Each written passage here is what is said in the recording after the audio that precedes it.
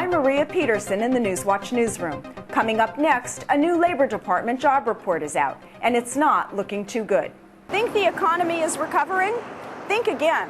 I'll tell you why the economy may not be as rosy as you think. Breaking news tonight out of Washington. That's where Federal Reserve Chairman Ben Bernanke will be holding a press conference shortly to talk about a possible change to the interest rates. Wondering where all these guns came from? I'm Maria Peterson in Elysian Park, and I'll tell you in the next segment. Plus, see why celebrities are singing the blues. Those stories and more on our next business break. With car sales recently on the rise, stabilizing signs in the housing market, and an increase in manufacturing jobs, it's easy to think the economy is poised for a rebound. But for Edward Attia, General Sales Manager of Audi of downtown Los Angeles, consumer spending is still volatile. This is business. It's not always constant. We see some fluctuation, but the trend is very positive. While the recession may be likely over, unemployment is still high. The national unemployment rate is 9.7%, and the California unemployment rate is a whopping 12.2%. And experts predict that unemployment is expected to remain at high levels for the next 2 years. According to leading economist Jack Kaiser, high unemployment will greatly inhibit consumer spending.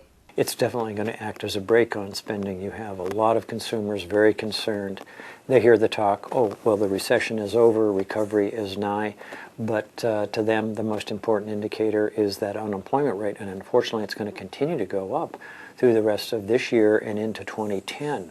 To really show how consumer spending patterns have changed, American Express recently asked a sample of over 2,000 people what they would do if they found $500. The answer? Fewer than 10% said they would splurge.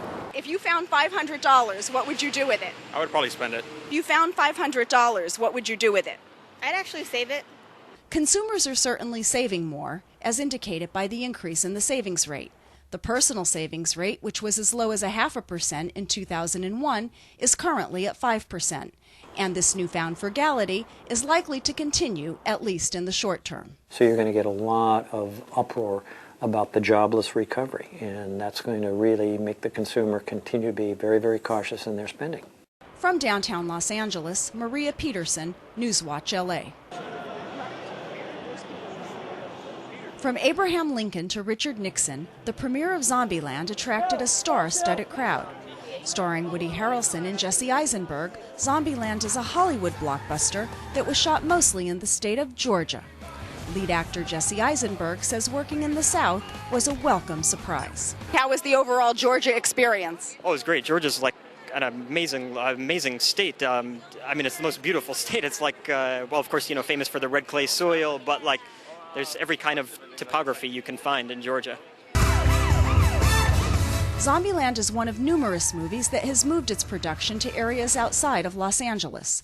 Known as Runaway Production, city leaders say the trend has cost Los Angeles 50,000 jobs and $10 billion a year since the late 1990s.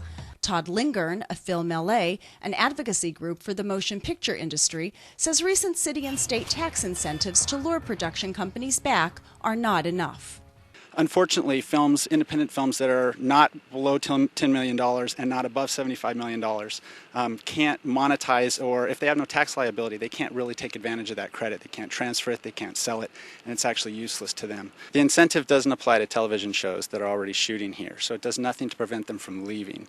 We've already seen television shows leave, one-hour dramas as well as game shows such as Deal or No Deal, which moved to Connecticut. Even though runaway production is still a problem, Hollywood is still the capital for these mega premieres. But with the cameras, glamour, and glitz, Hollywood is thrilled to have the exposure. But those are the least of our problems. But besides cheaper costs, it seems movie makers are finding greener grass on the other side of California. Ruben Fleischer is the director of Zombieland. We were there for shooting like 9 weeks in Georgia, and we only shot one day in Los Angeles, and we actually shot right here on Hollywood Boulevard in front of Man's Chinese Theater, and we're able to like shoot zombies and tear out of here like on Hollywood Boulevard, which was incredible, and even more incredible to get to have the premiere here tonight. From Hollywood, Maria Peterson, Newswatch LA.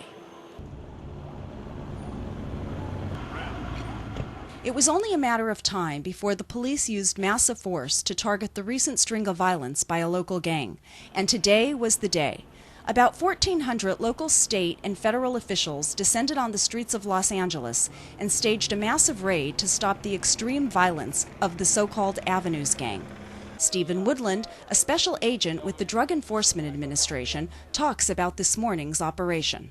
How important was today's raid? I mean, they were very important today. I mean, this was a 14-month investigation, and it came to a culmination today. And logistically, it is very difficult when you bring 1,100 LAPD officers, another 300 local and federal law enforcement agencies, normally guys who normally don't work day to day together, and you have to put them together to work as one team. The Avenues gang is a street gang accused of a wide range of crimes, including graffiti tagging, drug dealing, and murder. Officials began going door to door before dawn and served arrest warrants to 88 suspected members and associates of this local gang. Assistant Police Chief Jim McDonald says the raids have been an effective way to stomp out gang-related violence. We dismantled their command structure, if you will, of the Avenues gang last time. The Mexican Mafia, as an umbrella organization, worked to try and put that together, and then we went in and did it again. This graffiti marks one of the neighborhoods where Avenues gang members live. It also helped police pinpoint their primary target for the raids. We will continue to pursue and aggressively prosecute these criminals that prey on our community's neighborhoods. Maria Molina works as a crossing guard in the neighborhood where the raids took place. I feel safety because it's okay if they are doing something good to clean the gang members or whatever. It's okay for me. In the aftermath of the raids, this mobile police unit remains parked on Drew and Aspara streets in the heart of the neighborhood that was raided. Residents hope this police presence can give them some peace. From Elysian Park, Maria Peterson, Newswatch LA. Good evening. I'm Maria Peterson with this hour's Business Break. Our top story tonight, more bad news when it comes to jobs.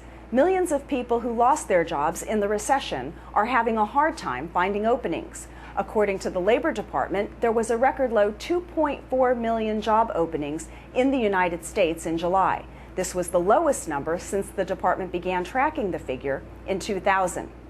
A number of law enforcement workers are about to lose their jobs in the greater Los Angeles area.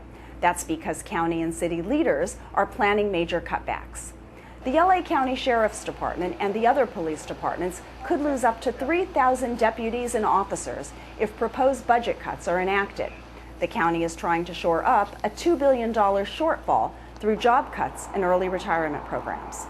Finally tonight, the recession is affecting people of all income levels, even celebrities. A growing number of stars who have fashion lines are also falling victim to the recession.